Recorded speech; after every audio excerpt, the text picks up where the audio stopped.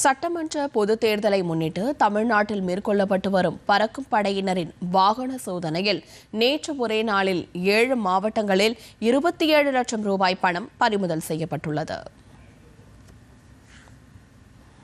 தென்காசி மாவட்டத்திற்கு உட்பட்ட 5 சட்டமன்ற தொகுதிகளில் பறக்கும் படையினர் மேற்கொண்ட சோதனையில் ஒரே நாளில் 7,08,000 ரூபாய் பறிமுதல் செய்யப்பட்டுள்ளது.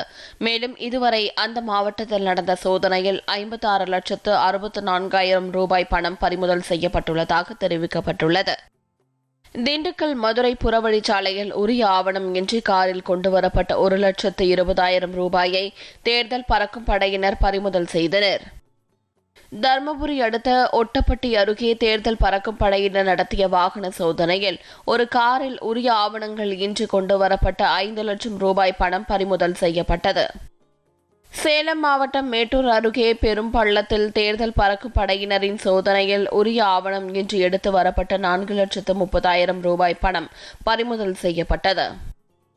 வேலூர் மாவட்டம் காட்பாடி அருகே கர்நாடகாவிலிருந்து காஞ்சிபுரத்திற்கு உரிய ஆவணங்கள் இன்றி பட்டு புடவை எடுக்கச் சென்றவரிடம் இருந்த 2 லட்சம் ரூபாய் பணத்தை தேர்தல் பறக்கும் படையினர் பறிமுதல் செய்தனர்.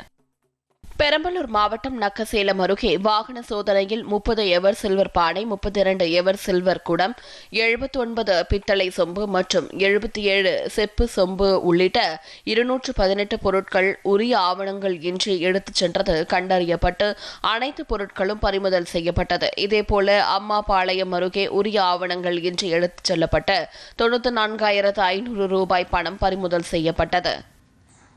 நாமக்கல் மாவட்டம் பள்ளிப்பாளையம் அருகே பறக்கும் படை அதிகாரிகள் உரிய ஆவணங்கள் இன்றி எடுத்துச் செல்லப்பட்ட 6,37,500 ரூபாய் பணத்தை பறிமுதல் செய்து தேர்தல் நடத்தும் அலுவலரிடம் ஒப்படைத்தனர்.